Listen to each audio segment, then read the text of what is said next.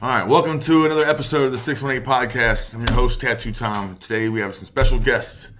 Our guests are Chad Eagan of Salem, Illinois, and Tug, what's your last name? Simpson. Yuka, I gotta make that noise. Okay, my bad. Big distinction there between that. Okay, shit. Very important, it's Ayuka. But, so we're going to start off with, I want to have you guys tell me a little bit about yourself. What inspired you guys to join the service, and how did your journey begin? 9/11. I was skipping school on the couch. Mom came home, woke me up, said, "Here, this is what's going on." I said, "All right, I'm going to serve my country," Took off from there. Kind of as a kid, I always,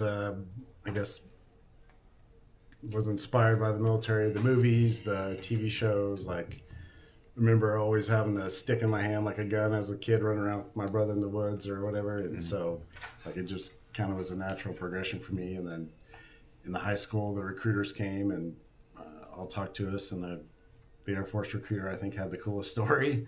So it's kind of the path I went down. And I enlisted early. They had a delayed enlistment program, so I was actually a senior when I enlisted, and then didn't go to basic training until after I graduated. And Same. took off from there. Yeah. What branch of the service did you guys serve in, and what was your specific roles? So I was in the Air Force, started out as a security forces, and then after 3 years I was able to put in for a special duty assignment to become a military working dog handler, and I did that the rest of my career. So till I got out in 2010, so I had almost 13 years in. Classified as a imagery analyst, in the Army, and then they pretty much phased us out. Went to needs of the Army, so we got caught up doing a little bit of everything and anything, while overseas, and it was a trip. Yeah. So what was the toughest part of your training, and how'd you guys push through that?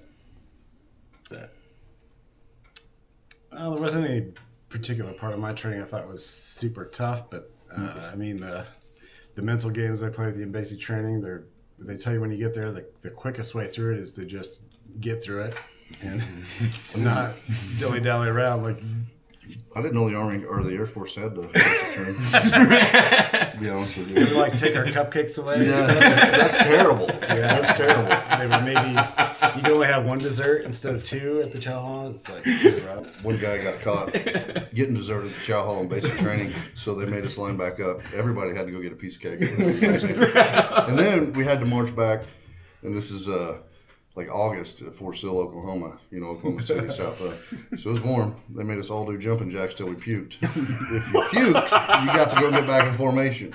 Okay? You didn't get to get in formation until you puked. Okay? Yeah, one time at basic, the turn down service didn't get there before we did. It was kind of rough. They forgot the mint on the pillow. And You guys have water beds in the barracks and stuff like that too, right? yeah. Oh my god. It's just funny as hell, dude. Oh man. So, were there any moments early on when you thought, yeah, what have I got myself into? Yeah, every day. You always said that once to yourself at least. This is stupid. What the hell I do this for? And just drive on, man. Yeah, that moment I'd say came a lot later in my career when, I'd started out well before 9/11, and then the roles changed drastically, and it definitely hit me one day. I was deployed to Iraq, and we're walking down this dirt road. I'm out in front of everybody with my dog, searching, making sure nobody hits an IED. And so I'm out there by myself, and the Army guys are behind me in the up-armored Humvees, and that was kind of like, yeah, this is totally screwed. I'm supposed to be back in the pool with my feet kicked up. I'm the Air Force, man. Right. I'm supposed to be in the back, not leading from the front. It's Top Gun around. You got to make that clear to everybody that you were in the Air Force. They give you a dog and some battle rattle and sent you out there to look for bombs. Hey, go out there. We had trucks and stuff, Yeah. Well, they'd drive me to where we were going and then say, "Hey, get out." Yeah, go ahead and walk through there, bud. Good luck. So the K-9 program explain this a little bit. So the K-9 program in the military is a Department of Defense program. So we all go to the same training at the same time. Like our class is just full of every branch, and so then when a unit deploys downrange and they say, hey, we need a dog, they just pull a dog from wherever. Well, the Air Force happens to have the most dogs, like by far. So we get a lot of taskings, and we end up assigned to Marines, or I was with the Marines in Afghanistan, and then I was with the Army in Iraq, and it's a pretty unique job position to be kind of the only Air Force guy around, but kind of let us get away with some shit too once in a while. So who's actually your boss over there? So my boss was actually on a different base, and I would just have to email or call once in a while to check in, and like individual units came to me. We had 3 dogs on the forward operating base I was at. I was in charge of all of us. Each of the units would just come to me, hey, we'd like a dog on this mission or that mission, and I kind of ran it, and then just reported up to my guys at a different base. Pretty unique. Like we'd wear baseball caps and stuff around where on base just because I could. I had no oversight. We'd stretch out as far as we could, but kind of fun. So, what was a day like during your deployment? Like a day, like what was your guys' life like in your deployment? Every day was a little bit different. Most days, you could put one thing together. They all sucked pretty much, but like you really never knew what you're gonna do. Hey, there's a patrol here. Hey, there's blah blah blah. I'm not very descriptive, but there's a lot of different, day by day. There's a lot of. When you're like needs like we were, they took some of us, and all the way down to doing gate guard, to QRF, to even chow hall duty, So we were everywhere.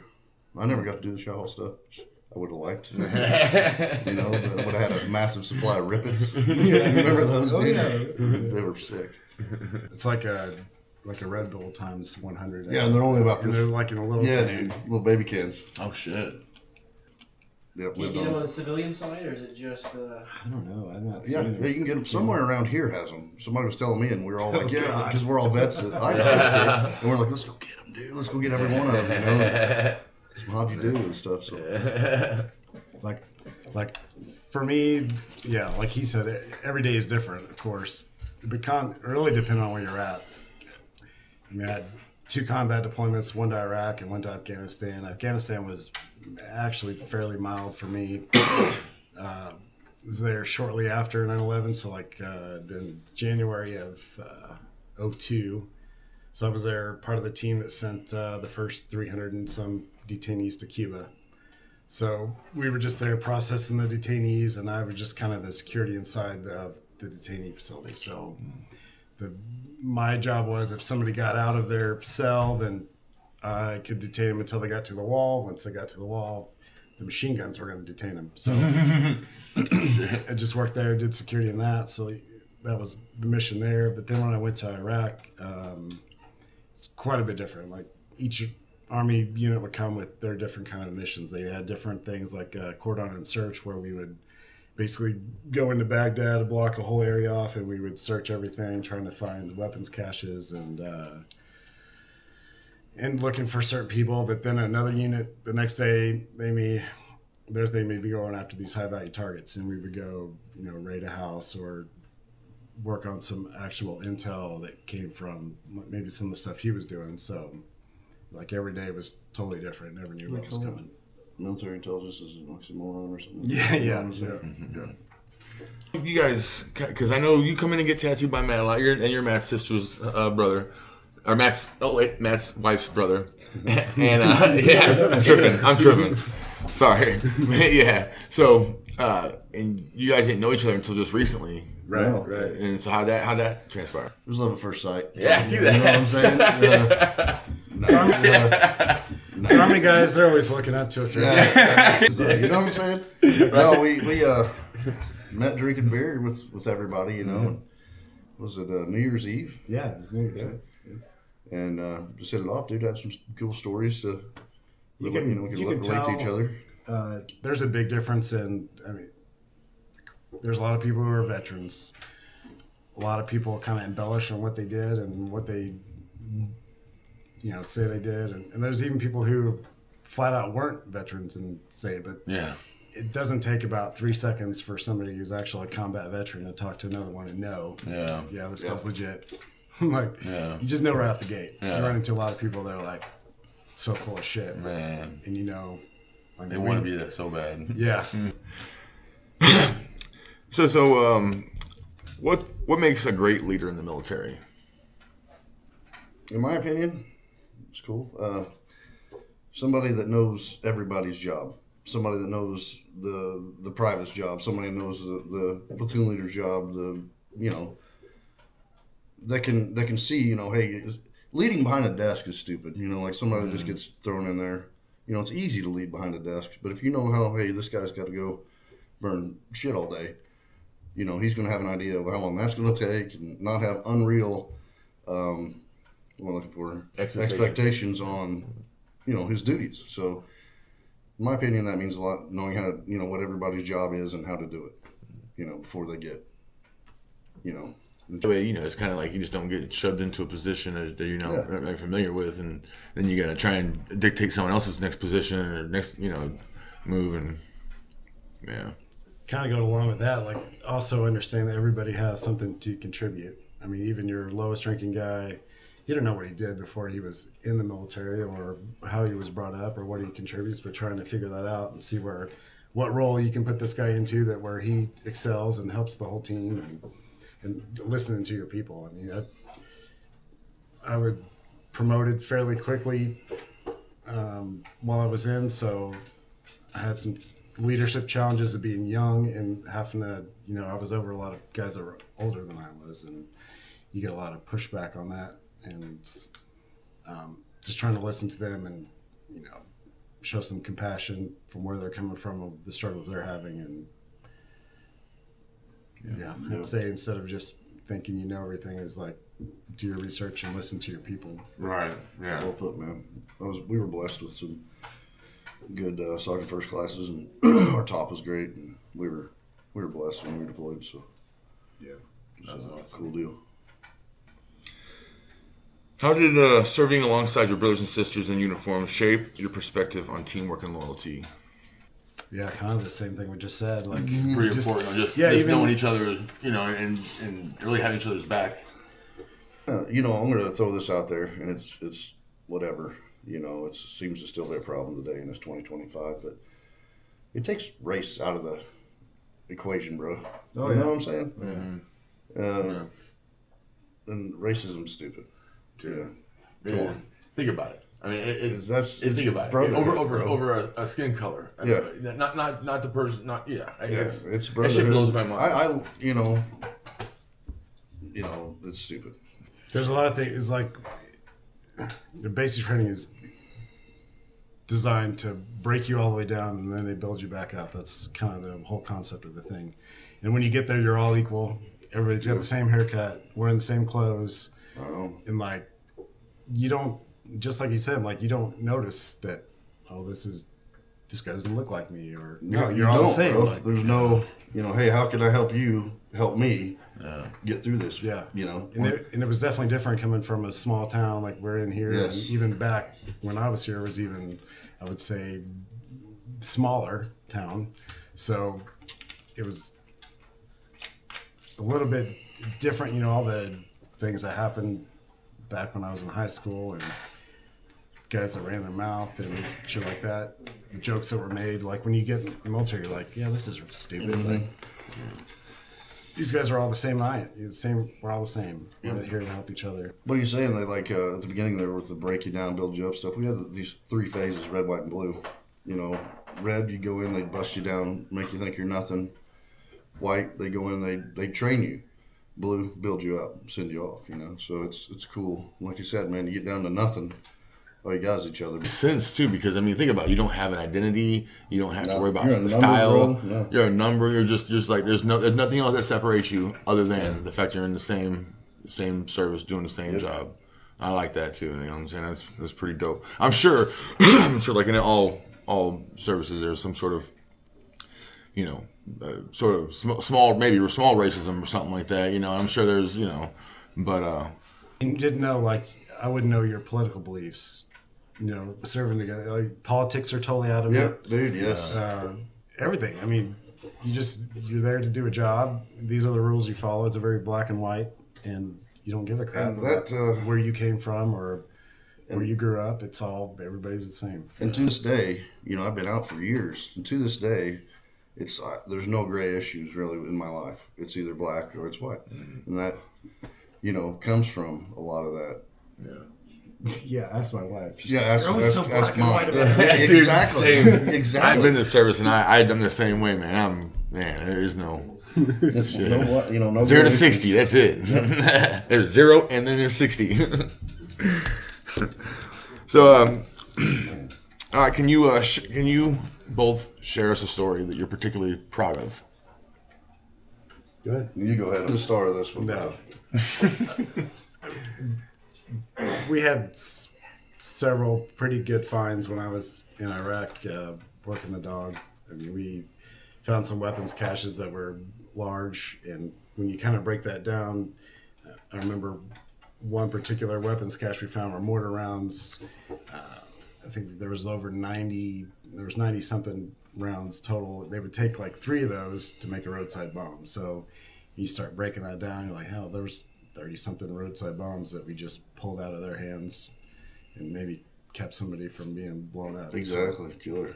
So like that kind of stuff is, I mean, it always stick with me. Oh yeah, Pretty big accomplishment. It's kind of funny. Like I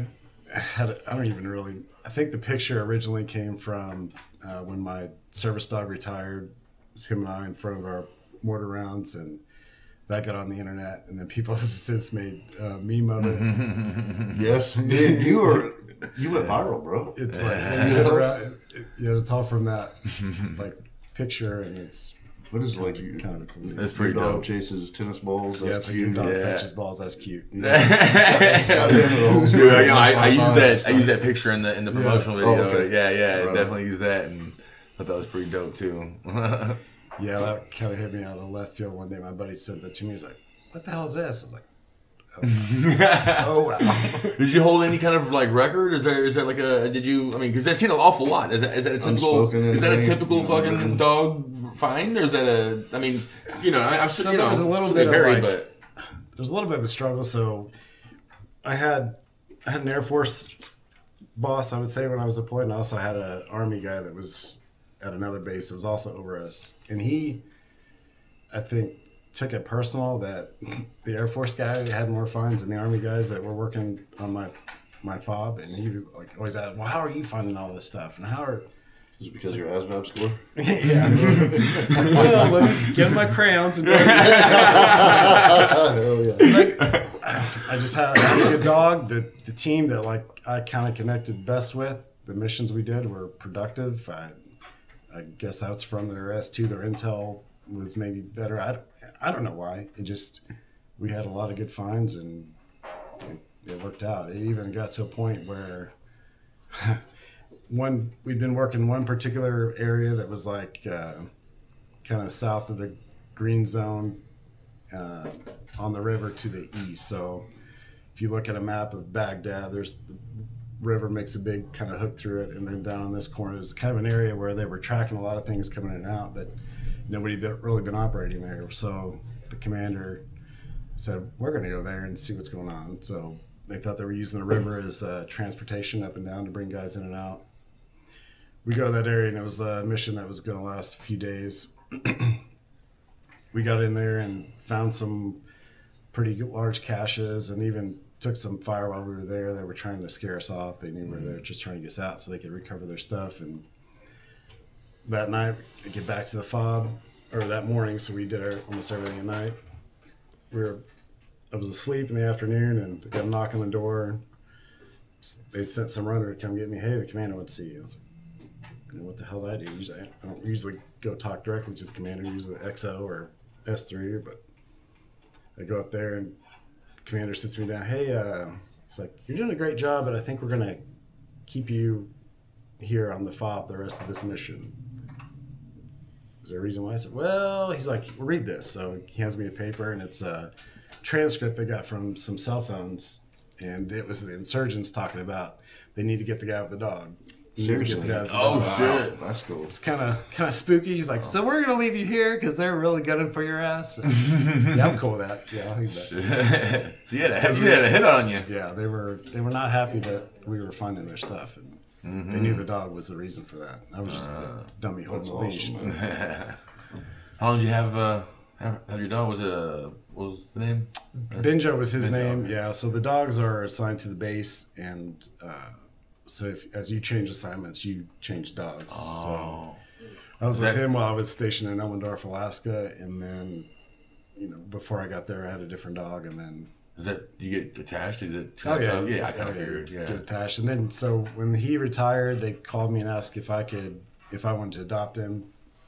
He started having some vision issues after we got back from deployment, and so he retired a little bit early. But I was already moved to my next base and couldn't do it, so he went to another handler and lived out the rest of his days on the couch. And, Cool. Oh yeah, that's awesome. Yep, you definitely get attached. And I kind of figured. Yeah, I just with changing dogs each assignment that.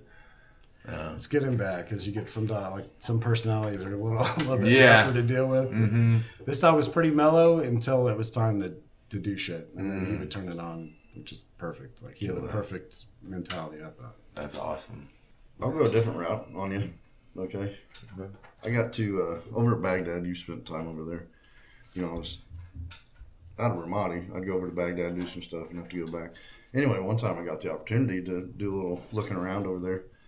And got to deface Saddam Hussein's daughter's play place with permanent marker. And, dude, this place is amazing, right? It's got gold faucets and stuff in it, dude. An elevator, man. It's got everything in it, and it's a little playhouse.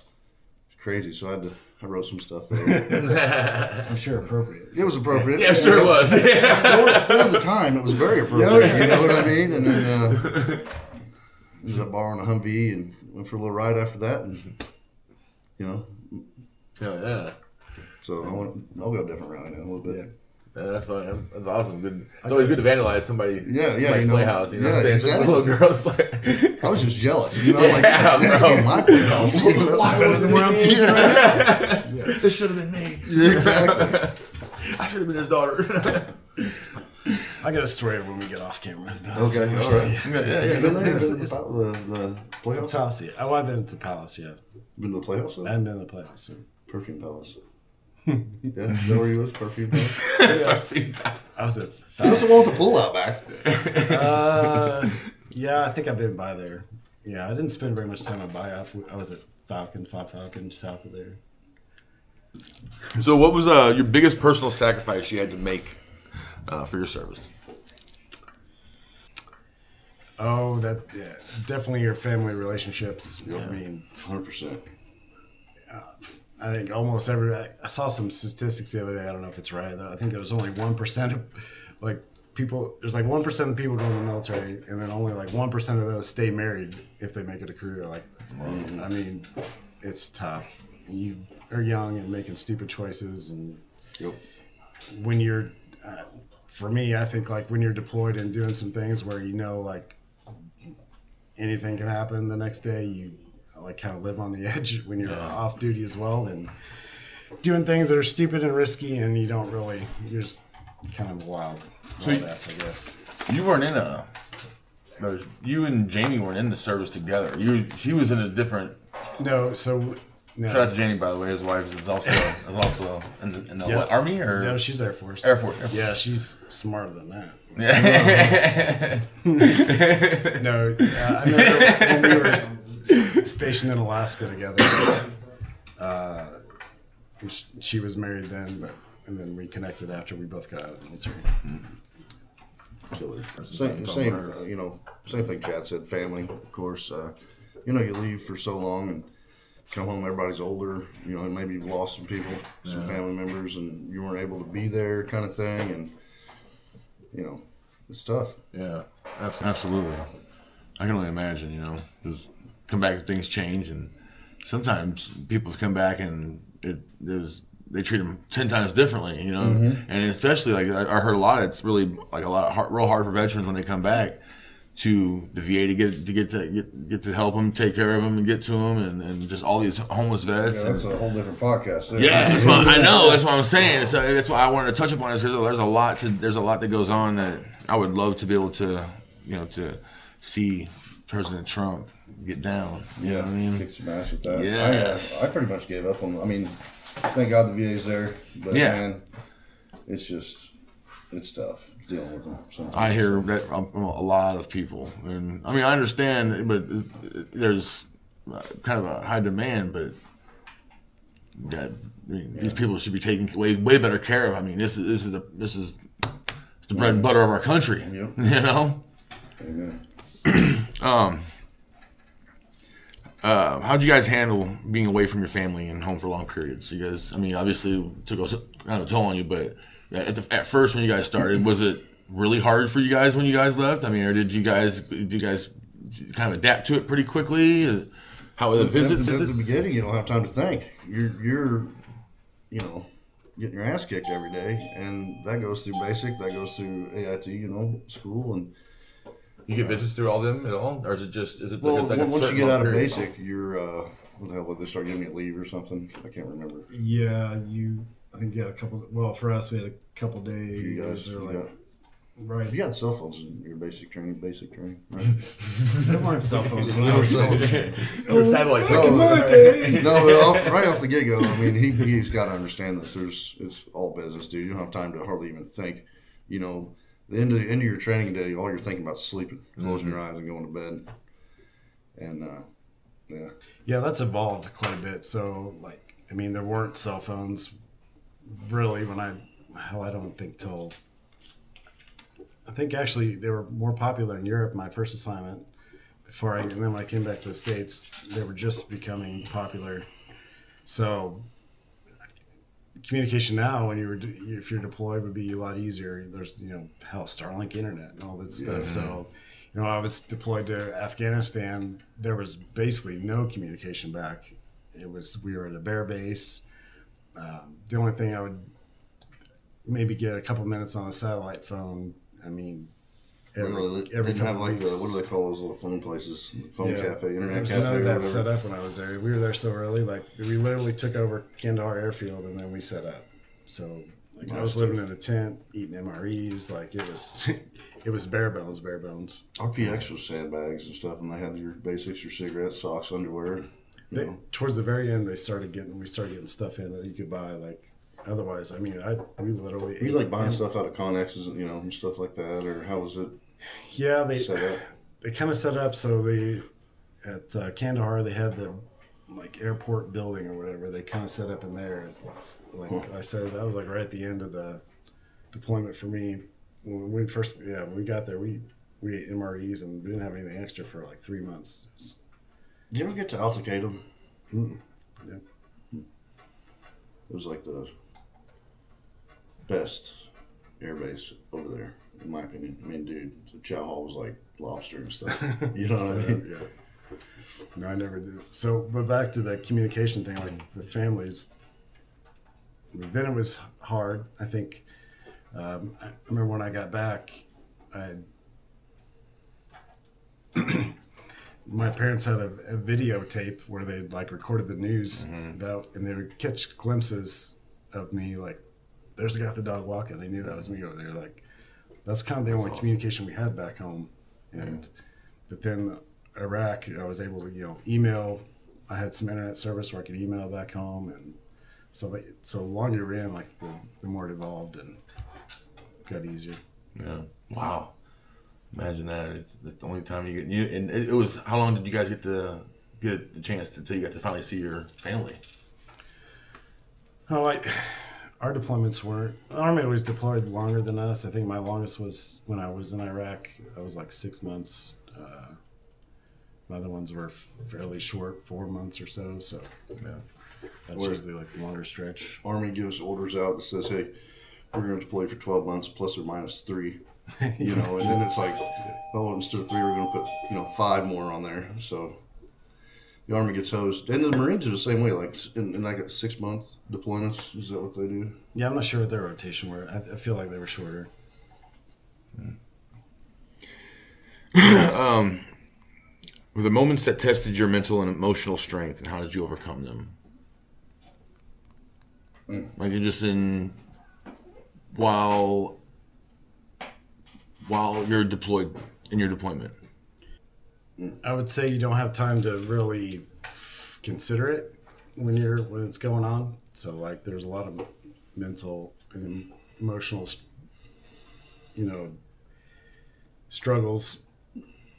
But when you're there and acting every day, it's like you don't have the time to sit and think about it. So I think all that kind of catches up with you afterwards. So Yes. you go from going 100 miles an hour every day to you come back home and you're standing in line for food or at the BX or whatever, and it just kind of hits you then, or just out of the blue. I would totally agree with that, dude. Like, on the way out, we were sitting in Kuwait waiting for a flight out, for days. And you got downtime, man. You're going to eat, clean up, go back to Iraq. That was the worst times, man. Sitting there just, your brain just turning. You have to sit there. It's 900 degrees outside. It's man. Yeah, you get those, I feel like a dump. Mm-hmm. Just like, Yeah. Wow. Heck yeah. and sometimes you didn't know when it was going to hit. Like, So you could start breaking down crying at any point, like pretty much. Would you and just at random, like you've probably seen people just out of nowhere and just certain things that kind of cue you into just some kind of a trigger, I guess. Is that when you go through? Because I got PTSD, but you guys have a whole other level of PTSD, and without really kind of prying into anything, it just like. Is it like a reliving kind of thing? Do you almost physically hear a certain? Is that like for those people that have those outbursts or those moments in time where you have to, like, I've seen videos where veterans were having a major meltdown, like, and they think that people are really after them. Is it so embedded in your head that like it kind of convinces you that the civilian life that's still in active, is it? I think it's probably different for everybody. Like, Yeah, because sometimes some people have nightmares, and some people kind of. It's because I've seen. That's one of the things that's just to me is so unfortunate. The level of PTSD that people have to go through, and I just didn't know if it was something that because you go in normal, but when you come back, it's like it's almost like a schizophrenia kind of thing. I think, you know what I'm saying? It seems like it kind of like you wake up one day and you think that you're in active war and you're. Never really had any reactions like that. Like, there's like two things that stick out to me that have happened, like that were just kind of off, like out of the blue. I'd been out for several years. I was in Washington State doing some work there. My wife and I think we were going to eat or something after. We were staying at a hotel. We'd been to the zoo in Seattle, and that day we were walking across the parking lot, and I saw there were some women that were Arabic that walked across the parking lot, and I got to a point where I smelled the perfume, and it just hit me. Like, there's a perfume there that I would smell a lot when we were doing these raids. Like, they all seem to have the same perfume, and it just hit me that, seeing them didn't bother me, but as soon as that smell of the perfume, it just it just triggered me, and I just got super emotional. And one other time we were driving down the road, and I think we were in Arkansas actually, and I just happened to look over, and there was a house that had like a blue metal gate, and like kind of adobe walls around this place that looked just like one of the places in Iraq, and it just like kind of hit me then. I just look over, you see it, kind of just have this feeling come over you, and get kind of emotional, but then just say, hey, everything's good, we're all good. Like, Wow. I'll go a different way on that too. I can relate to what you said, of course, but like attention to detail is huge still today for me. Like, hey, did you see that blah blah blah over here where we just were? Oh no, I was looking at my phone. I was like, that triggers me. Like I will get upset. You know, I'm like, you know, you Because have to they're know what's observant going to on your around you surroundings, yeah. at all times. It'll save your life. Another thing, you know, I'm sure you wear cans sometimes riding around. Like the people with headphones every once in a while, it just, bam, pisses me off, dude. Really? Can't deal with it. I mean, there's all kinds. Like we got a list we could put. Because they're just oblivious to what's going on. You're so hyper aware and that it's almost a problem. It could be a problem. Maybe something had happened when we were wearing them. You know, it could. Yeah. It's just. Wow. You know, it's weird how little different stuff will make you go back to that state of mind. Yeah. Yeah. Wow. It's crazy. Can you let's see? Are there any awards or recognitions that meant a lot to you guys? You know, anything in particular that you earned that? So when I was for my Iraq deployment, I ended up doing the most work. So I was stationed in Anchorage, Alaska, at Elmendorf Air Force Base, and now it's a joint base. Fort Richardson actually touches Elmendorf. Now they call it Joint Base Elmendorf Richardson, I think. But so it was really weird that when I went to Iraq, I ended up doing the most work with the Fort Richardson guys, and it was kind of neat. Like we talk about the places we eat in Anchorage and all that, and didn't know those guys before I deployed, but when I got there, that's the unit I did the most work with. And like I said, they were productive and we got a lot of stuff done, I felt like. But once I came back ahead of those guys, because my deployment was like 6 months, theirs was 12 or more. I don't remember now, but they had like a welcome home ball, and the commander invited me to the ball, and they were cavalry units, so they gave me a cavalry Stetson, and it meant a lot to me as an Air Force guy that they, brought me in and gave me that, because they felt like I was part of their team, and that meant a lot to me. I was 6-0. Oh yeah. I actually did a little training with the IPs over there. Got a nice certificate. So, yeah, I'm gonna go another way. And damn, man. No, for real.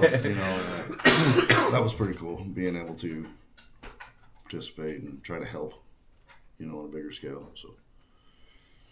Yeah. Do you guys have any issues with those guys turning on you? Oh yeah, dude. There was always stories of, that they'd come in there and they'd be there a day or two for training, and then they wouldn't be there. And then somebody else would rotate. It's just a leaky mess. And there was no standard yet for, checking them out, and just these dudes that showed up with AKs. You know what I mean? So it's like. There was a lot of stuff they were trying to incorporate those guys on to get them up to speed, or show the Iraqi people that the Iraqi police could handle themselves. No, which they definitely could not.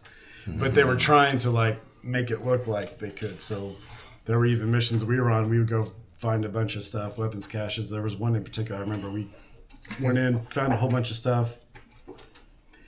We're sitting there, we're waiting for the EOD guys, so we would find a bunch of explosives or wherever. We would bring in the EOD team, would come in, and they would blow it up to get rid of it. So we were just kind of sitting there. Well, look up, and here come all these Iraqi police. We're like, what the hell's going on? Well, the news crew show up. So they made it look like the Iraqis found all this stuff that we found. Dang. It's like they're putting it all on the Iraqi news. Yeah, these guys, they're holding up the water tube. I was like,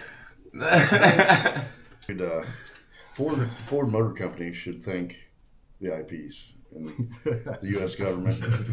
Have you been to some of those dumps that have the mountains of Ford Super Duties that are just tore up? The U.S. government would give these Super Duties. They were blue and white, blue. Yeah, blue and white. Yeah, and they'd go mount a 240 bang or 50 in the bed of it or whatever they wanted to do, or just sit there in the bed of it, and they'd come back just one after another, just torched, man. And there was mountains of them, so we're just sending these trucks over there. Diesels and all, man. Oh, yeah. And is that what you drive? Same here, man. We both drive. We know what they can handle. yeah, there you go. Iraqi police proven, man. Yeah. Have there been times where you were surprised at yourself with what you were capable of achieving? The moment where you was like, damn, I'm a bad motherfucker. Oh, shit. I gotta give that credit to my dog. Like I said, Yeah. I was the dummy on the leash. Right. Some of those, I feel like Get some the of best those, dog around, though, huh? Yeah. I feel like some of those weapons caches we'd find, like he turned and be like, you can't smell this shit? Like, He's like, plain as day. that's funny shit. Every time I see an Air Force guy, I was like, damn, I'm a bad motherfucker. They make me look good. So I was like, all right, cool. You know. In all honesty,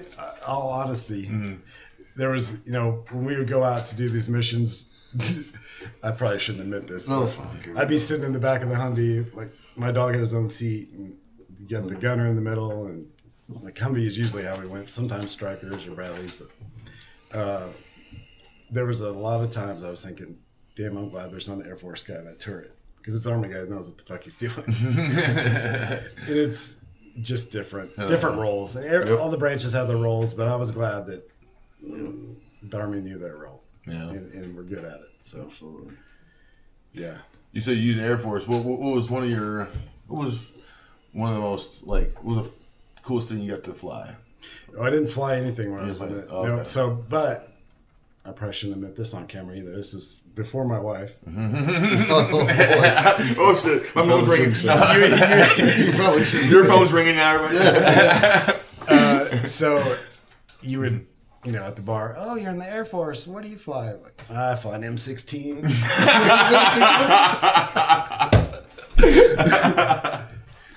That's funny shit. It probably worked too. Yeah, we'll not go there. Yeah. All right, so let's see. How was the transition from military to civilian life? What did you guys do after you guys left the military? Good. Became a stripper. I know you did. No. I went home, started swinging a hammer before I even actually, went on terminal leave when I got back, And before I was even completely out of the Army, I already had a job back here, swinging a hammer. It sucked, but it was work, and I don't think I'm still not normal. I'm still not like, when I come in this place, like 6188, it's cool, man. But like places where people are actually normal, I don't fit in. Yeah. So it's like, that's why you stick around. Yeah, that's why these are my real fit homies in. up in here. Exactly. Shit, yeah, man. Shit, yeah. For me, I kind of, I don't know, got out. There was they had a program where you could get out early at one point. You could apply, and so I did that. So you ended up getting like 6 months worth of pay. They were just trying to downsize the force at that time. Things were starting to cool off a little bit. So I took advantage of that. I was just tired of deploying and tired of it all, really. So kind of trying to figure out what I wanted to do. I thought maybe I want to get in law enforcement and play with a couple options. And then I decided I wanted to start working in aviation and specifically spraying crops. So first I thought I wanted to do that with an airplane. And so I found a school that, which was back in Anchorage, the University of Alaska at Anchorage had a fixed wing aviation program. And I tell a lot of people, and this may or may not be appropriate, but I started in airplanes and decided I didn't really want to do airplanes at all. And my wife had got me an intro flight in a helicopter for Father's Day one year because I'd see them training across the airport. I'm like, man, I really want to know what makes that all, helicopter work. And as soon as I flew a helicopter, I was like, oh, I totally done with airplanes. But they didn't have a school that was VA approved for helicopters up there, so I had to do some more research. But I like to tell a lot of people, like, I was the one basic training shower away from becoming an airplane pilot. One more shower with a bunch of dudes, and I probably would start flying airplanes. Did you guys have time on there too? We had like 30 seconds. It's like, oh God. But the helicopter route actually has worked a lot better for me, and it took some time for the VA to get that program up and going where I could go to it, because it had to be a college accredited program for the VA to pay for it. Now you own a multi-million-dollar helicopter business. It is done very well. Yeah. Yeah, nice, very nice. And you also are doing the Drones. Yeah, we're moving into the. I mean, it's kind of the way everything is shifting to drones, which I'm all for. I mean, it's dangerous flying what we do. Yeah. So, and I'm not doing so much flying anymore, but more managing of what's going on. And it's tough for me to send these guys out to fly knowing how dangerous it is. Yeah, I've already seen one person, I guess, that you're either affiliated with or know, that had a wreck, that wrecked out in the field in St. Louis. Yeah. And that was pretty scary, but the person survived, you know. And Yeah. I was fortunate enough to see, I met Matt up there one time at one of his trucks, and to see it happen, and it was really cool. The little helicopter come flying down top of the truck, and you go in there and fill it up, and then boom, we go back to business, and it looks like a lot of fun. Yeah, so the drone technology is coming along, and it's moving along well enough now that we're starting to make that transition, because the day we can get the meat out of the seat, I think is a good day for that would probably everybody. take insurance down and everything, wouldn't it? Yeah, I mean, as far as They're so much cheaper to operate, way less risk. Oh yeah, That's the way to go. And So. are they? I mean, they would have to be substantially bigger than your typical drone, right? Yeah, It'd be, the spray drones now are still relatively small. We've got some projects in the works. Can't say a whole lot about that right now, right. but it's coming fast. So. Cool. Yep. Nice. All right. So, what is something you miss about the military?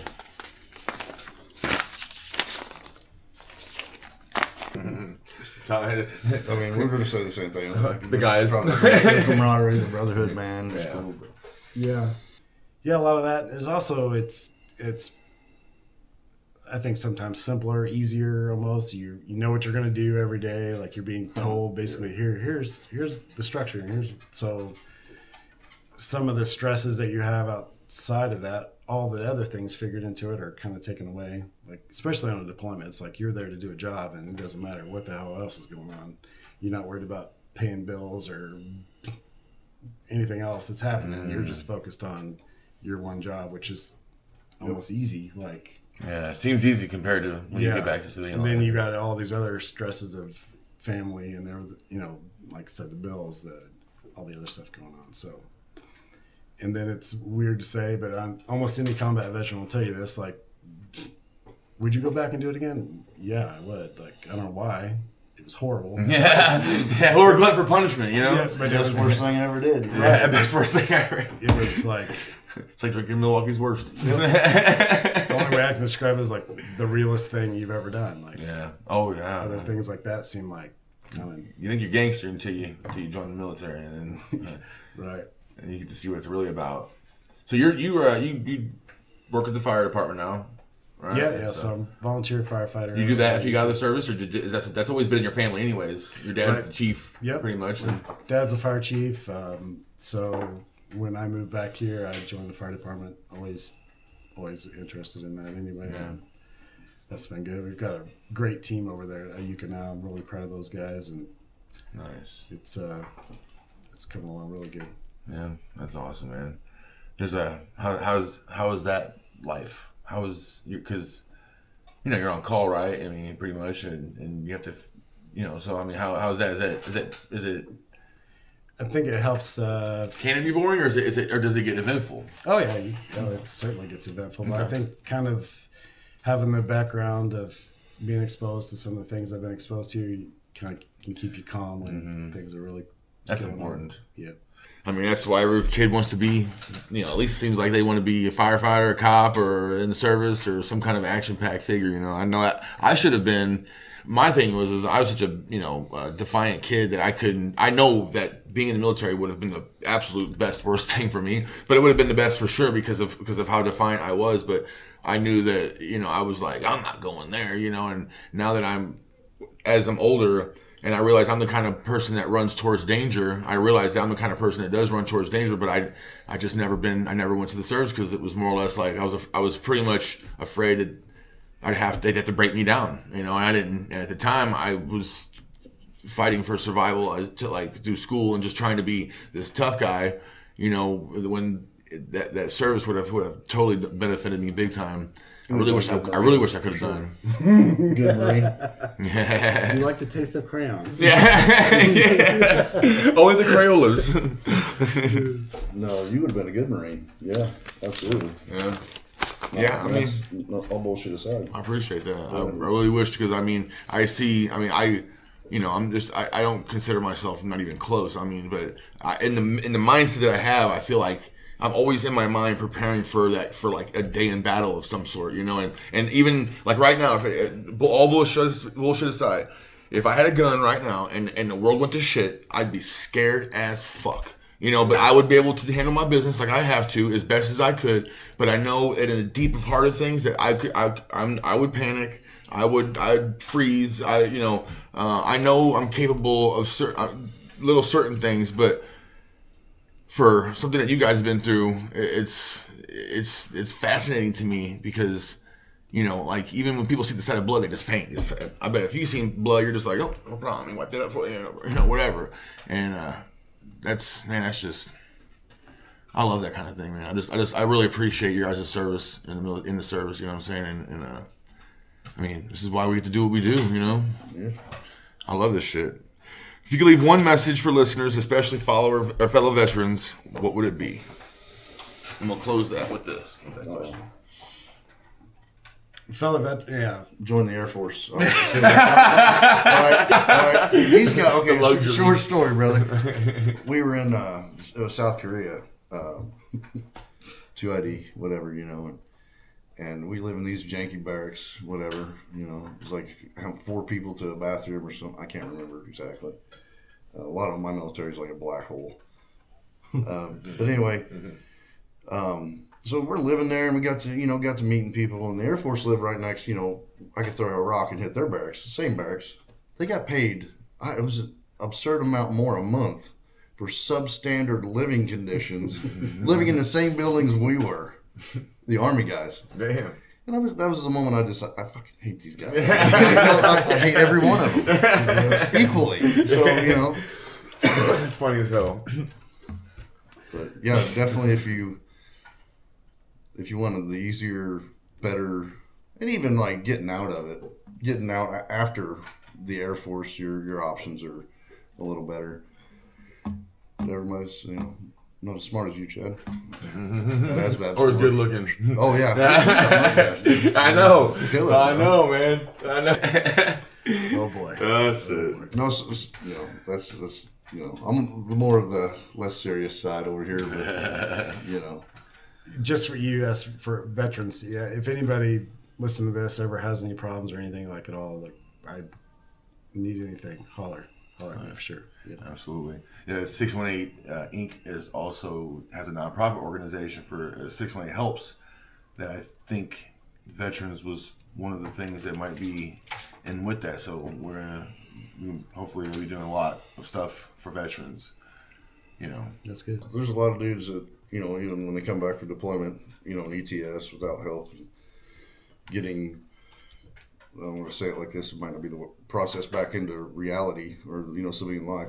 Mm-hmm. That go off the wayside, self-medicate, by alcohol, drugs, whatever it means. Mm-hmm. And just, even I did. I got big into alcohol when I got back and other stuff. But, it was a way I took care of myself. Then I started getting involved with the VA, reaching out a little bit more. Now I'm on so many meds, dude. I can't be unhappy. Yeah, right. It's like, hey, dude, Yeah, I had this client come in, and he was telling me some pretty intense stuff. And at first, I don't know this guy. You know what I'm saying? He was a +1 from a client I was tattooing. And he's talking, and he's talking, he's talking a lot. You know what I'm saying? And I'm trying to pay attention, but I'm also trying to do stuff too. But I'm trying to be rude. And at first, it's kind of hard to go back and forth a little bit. Then I started listening to him, and he was telling me some pretty intense stuff, and by the end, I had learned that pretty much like he doesn't have nobody to really talk to, and like he even said like it was kind of cool like being able to tell you like he was basically reliving moments, and it got to the point where I was like, holy shit, bro, like so. you know, some people just really need. I told him, I was like, "Fuck, I should probably have you on this podcast with these guys in or something." But I definitely gonna have him on the podcast because you know he just you know, but he's definitely seemed like he doesn't have nobody, and then like people that he can talk to, and I know you know from what he had to deal with is you know it's pretty hard. So I would like to help direct any kind of veteran in any kind of way. I mean, I had a buddy that I ain't seen in a few years. When he finally came over to my house one time, my sister's house where I was staying at. I had a bunch of our kids there, and so we had them come out all the way out to the road. There was probably 10 kids, bro, of all of our kids, and they come out to the yard. When he pulled up, he got out, and they said, "Thank you for your service," like that, dude. He just put a big old smile on his face, man. He loved that to pieces because a lot of people feel like they've got forgotten about, kind of thing. You know what I'm saying? And so that's kind of why I want to bring some more veterans on here so we can have a platform where people can just, you know, like bring their buddies on and just talk about some stuff or whatever, you know. And any support system. Yeah, absolutely. Yeah, because I mean, all the viewers and everything, there's plenty of veterans out there.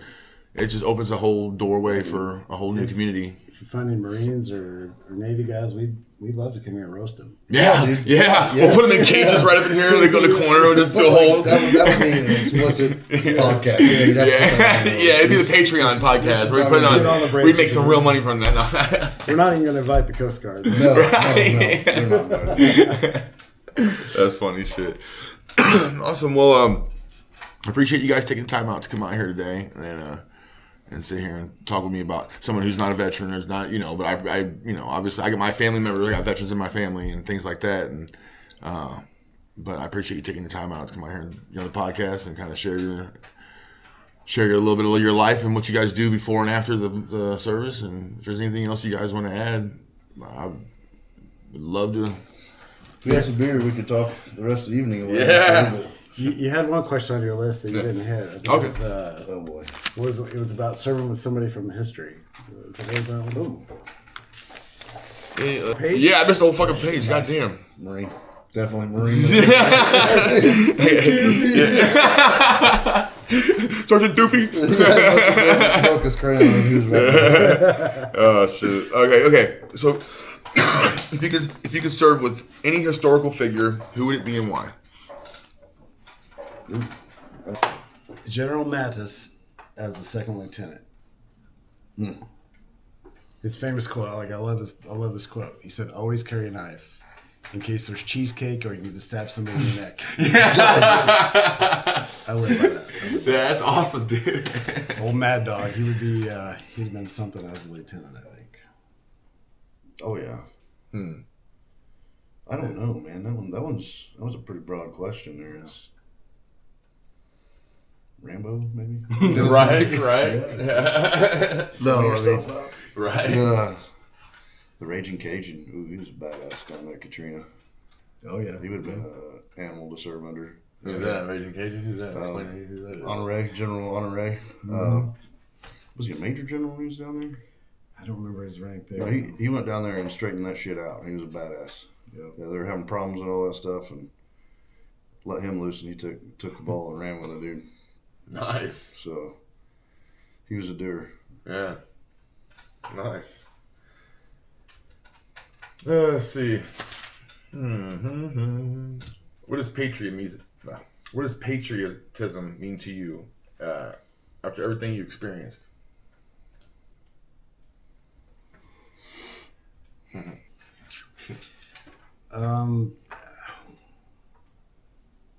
That's, I don't know, kind of in this day, I think that's kind of a tough question because I think the patriotism has been politicized. Like there's a lot of political influence and back and forth. It's like almost you love America, you're thrown to the wolves with the R word, you know?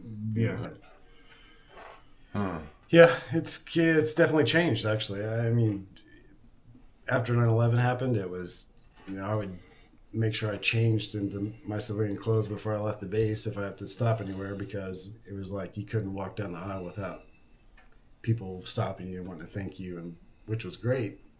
But then, like in recent times, it's like it's so political, back and forth that Wow, it's changed a lot. You've seen some of the guys returning home. Hell yeah, we stink. We ain't had a shower in 4, 5, 6 days. Coming into an airport and people bitching about how we smell and stuff. And there's videos like that all over the internet. Just people disrespect. And then, then you got the ones, like you said, you're walking down there, people are sticking their hand out, hey, thank you, Closely after 9/11, like if you flew anywhere, it was people were giving up their first class seats if they saw somebody in the military and you said. And then after it drags on for a while and people are over the news, I guess, then I'd say, oh, this guy smells funny. Yeah, he smells like ass. Man. I was making a point to thank a veteran anytime I see him. I always tell Bo, because he's like, how can you tell they're veterans? Like, you look at the hat, man. Look at their hat. Anytime they have a hat that says anything says any kind of thing on it, that looks like they're in the service. You know what I'm saying? So you go up there and you tell them thank you. I got to catch them a lot of them off guard because I guess they're not really. They're just like, oh, thank you. And do you still have a problem with hair on your ears, dude? Because I do. I've tried to grow my hair. Yeah, I can't do it down here, man. I mean, this is like as long as I can let it get. Yeah, I'm about at my limit. I'm getting a little shaggy. If people out there considering joining the military, what would be some advice for you for them? Considering it. Run. Yeah. Run before you join the Air Force. Yeah. So I played the cool card, dude. I went in and, I partied every day. All my buddies were like, dude, you should start running a couple times a week. You're going in delayed entry program, like you did, and I didn't. Went in basic training at 225, rolled out at 185 out of basic training. Yes. Damn. And that was go, but no, if I had to do it all over again, run, That's do a pretty couple vital. push-ups, run. Yeah, pretty important part of it, huh? Yeah, for somebody going in, I would say try to pick a career that would be something that would translate into the civilian world. So if you want to get out, that's something you could use that skill, training. Like some of the jobs don't relate at all. So you get out and there's nothing. You can go take that hill, but we don't need that. Just being smart about choices there. Don't just jump into something and then realizing that things can change in the drop of a hat too. So I went in before 9/11 and then it was a totally different game afterwards. So. You went in there walking a dog and came out flying drones. How was that? Yeah. All right, How did you just go on the ASVAB when you had to that was all they could give you was a dog? This is how dumb you are. Hold on to this, okay? It's going to teach you. Yeah. Shoulder. This dog will show you what to do. Yeah. He was definitely the smarter part of it. That's awesome. What kind of dog was it? You said it was a German Shepherd? Or the one I had in Iraq was German Shepherd. Okay.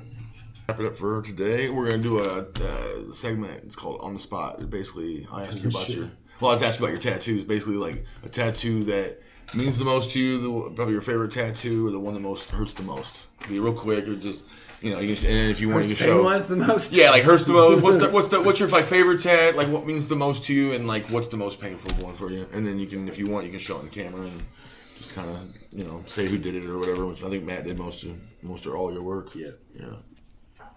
Go ahead. I got an American flag. Matt did it. It says for this. It's Lord Helm. No. Whatever. World's okayest tattoo. I got that shirt, dude. Hell yeah, bro. Anyway, it says for this you will die. And that's I'll hold that until I die. Yes, sir. So Matt Lord Helm. Yeah. has done all my work as well. So these are all the guys that lost in Iraq. 2 Air Force guys on there. The rest were Army guys, or 7 guys right there. And then, so the unit I was assigned to, I've got that Army patch on my arm, which coincidentally was the same unit my grandpa served in the Pacific. So wow. Yep, that means a lot to me. Wow. That's cool, man. I get the unit stuff. Wow. The patches deployed with. Yeah, that's pretty badass, man. And so what was the most painful one for you guys? The freaking Matt's I'm a baby too. I don't like this shit. Matt's got a really heavy hand lately. He's He pissed. puts a little more pressure on it than usual. He's on pressure lately. He's got this new shop going. He's hurting Yeah. Well, I come and we had a 3-session back piece or whatever we did just recently, Anyway, come in and got one done. Well, 3 weeks later, we're going to come in and do some more on it. It felt like he was tattooing my soul, dude. Oh, it was bad, bro. Oh, man. I had to tap like within an hour. I'm like, I can't, this is stupid. Yeah. Like, what is wrong with me? Yes. I mean, just dripping swell over the floor. And, I mean, we've already talked that obviously I was in the Air Force, so I used the numbing cream. Yeah. Took the easy way out. I'm not afraid to admit that. Okay, I did too, man. I had to do it on my head. If I would have the one that little with the trident when Lonnie did it, it got to the outline. When I put that numbing cream on, I got about 45 minutes or so worth of 15 minutes worth of pain free, and then the last 15 minutes was hell. And then he puts them back on again. I got the other stuff done without numbing cream, and that was crucial. But that was a lot younger, and when I got older, it's just 10 times more. So I don't think I would have got it done all the way past the outline if I would have had a little bit of numbing cream, bro. I don't care what anybody says. They say you're a pussy. Like, I can fight, so I use it on my chest. I don't see what I put. I You know what I'm used it on my saying? chest when Matt was doing it because he got a little aggressive with me, you know. Yeah. So You can have your cake and eat it too, man. But let me put this on. yeah, here. hold on, bro. Yeah. But you know, another thing, like veterans, there's like 22 a day. Oh yeah. You know, that's terrible. You know, like you hit on earlier. I want to hit on that again. Yes. Dude, reach out, talk to people. Yeah, he's talking about 22 veterans that commit suicide. Yeah. A day. That's the average. And that's That's not. It's insane. crazy. Yeah. It is just is scary because I mean, there's so many different. I mean, some of them don't come home and don't feel safe. Mm-hmm. You know, they don't feel. There's a lot. Their family. I know some people that their wife was cheating on them and all kinds of stuff while they're acting. Man, these poor guys, dude. I've seen people just get the worst, you know, and then they have to bring that back here and try to, you know, live amongst the people with other PTSDs that are shunned too. We're like, oh, you got something, depression or whatever, you know, like, oh, here, pill, just go away, you know, kind of thing. And so yeah, anytime anybody wants to reach out, I definitely, Absolutely. Yeah, anytime, day, night, whatever. yeah, for sure. Get a hold of me. Right on, man. Well, I appreciate you guys coming in. Thank you for your service, both you guys. You guys are awesome. Where are my gummy bears at? Yeah. Gummy I bears. thought this was gonna be like Sean Ryan. Oh shit! Oh yeah, I get gummy bears. I need the Black Rifle coffee too. These are the other kind of gummy bears though. But yeah, awesome.